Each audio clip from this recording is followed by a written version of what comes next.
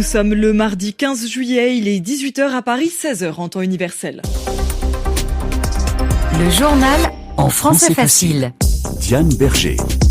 Une année blanche pour les dépenses de l'État, la suppression de 2 jours fériés, le non-remplacement d'un fonctionnaire à la retraite sur 3. Le Premier ministre français a présenté ses mesures pour réduire la dette publique. François Bayrou vise près de 44 milliards d'euros d'économies.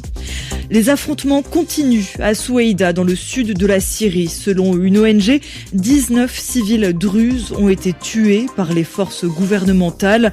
Israël a aussi commencé à bombarder les forces gouvernementales de Damas.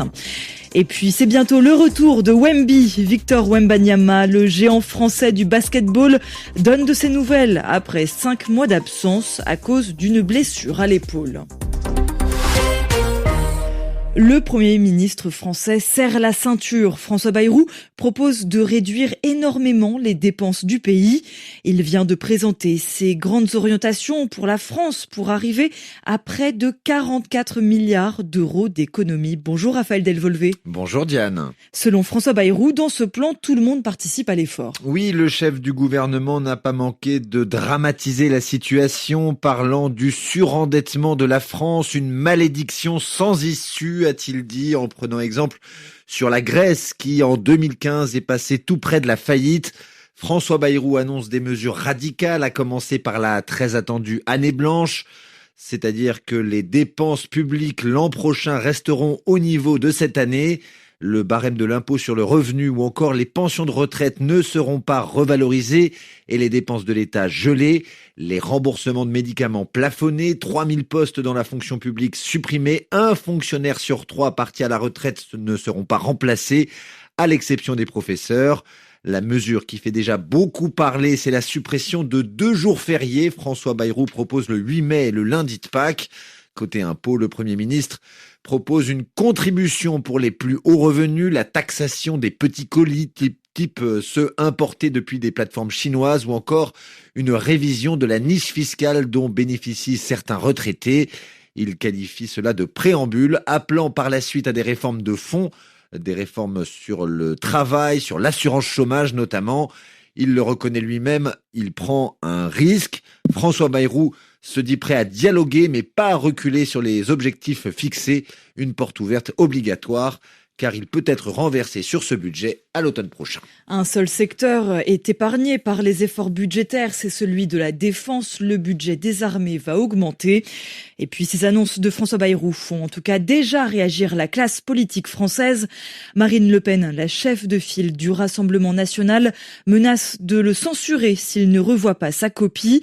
À gauche aussi, Jean-Luc Mélenchon appelle à faire partir François Bayrou. Je cite le dirigeant historique de la France insoumise. Les injustices ne doivent plus être acceptées.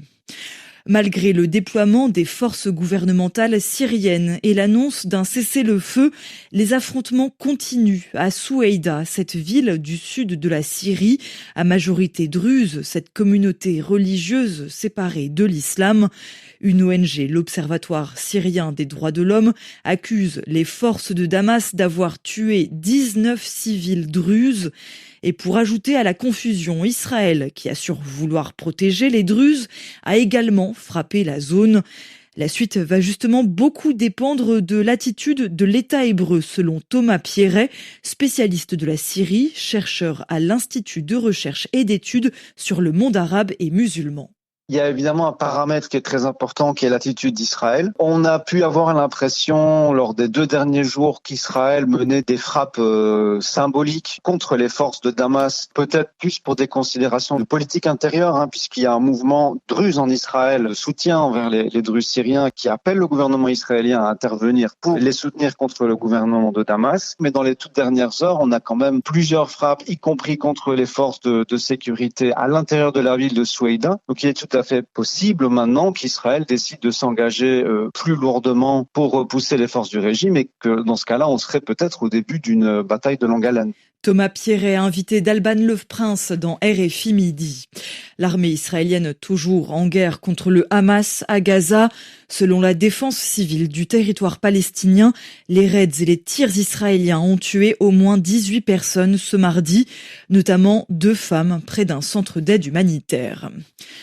Du sport maintenant, et le prodige français du basketball qui donne des nouvelles. Victor Wembanyama, le géant de 2,24 m, n'a pas pu jouer depuis 5 mois. Il était gravement blessé. Et résultat, le jeune joueur de 21 ans a manqué toute la fin de saison de NBA, le tournoi américain. Il a aussi dû renoncer au championnat d'Europe avec l'équipe de France fin août. Mais il est de retour. Bonjour Victor Misistrano. Bonjour Diane. Alors Victor Wembanyama va mieux, il l'a lui-même annoncé. Oui, ouf, je vais enfin pouvoir rejouer un peu au basket.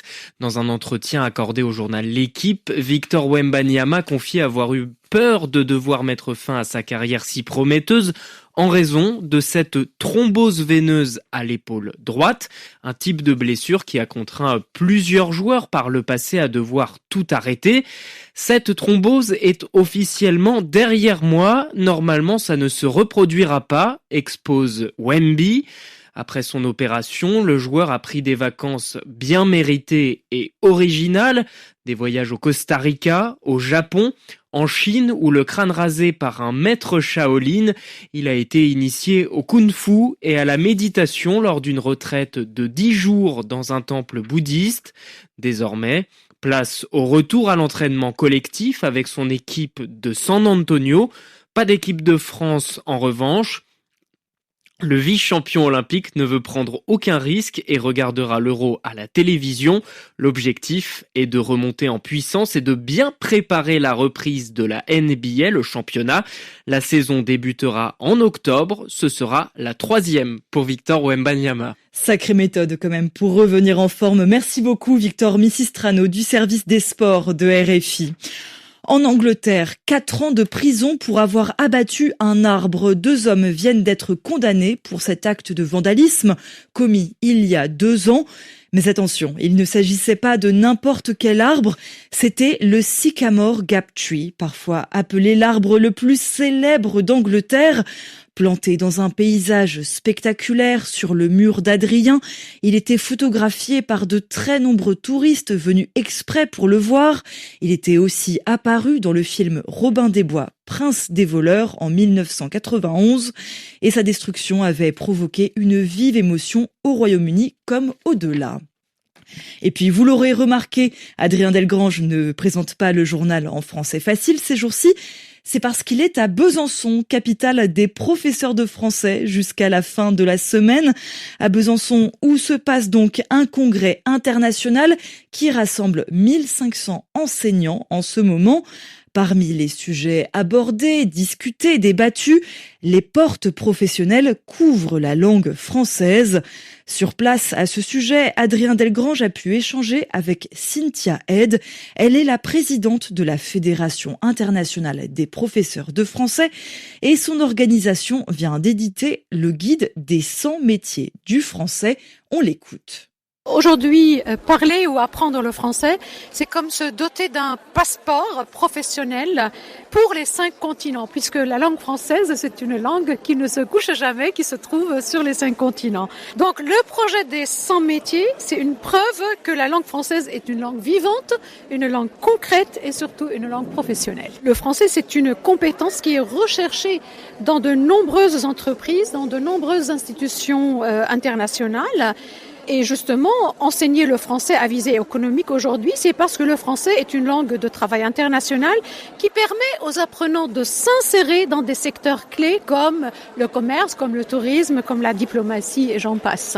Cynthia Head au micro d'Adrien Delgrange. Vous pouvez retrouver ce guide des 100 métiers du français sur le site internet de la Fédération internationale des professeurs de français. Pour vous entraîner aussi, il y a un autre site internet, c'est celui du Français Facile, www.françaisfacile.rfi.fr. Vous pourrez retrouver dans quelques heures ce journal avec son script, c'est idéal pour vous entraîner. Et puis maintenant, il est 16h10, temps universel. Dans quelques instants, c'est BPM, bonne pulsation du monde. Et dans une heure, c'est RFI Soir qui commence. Merci beaucoup d'écouter RFI, merci d'écouter la radio du monde. Il est donc quasiment 16h10 en temps universel.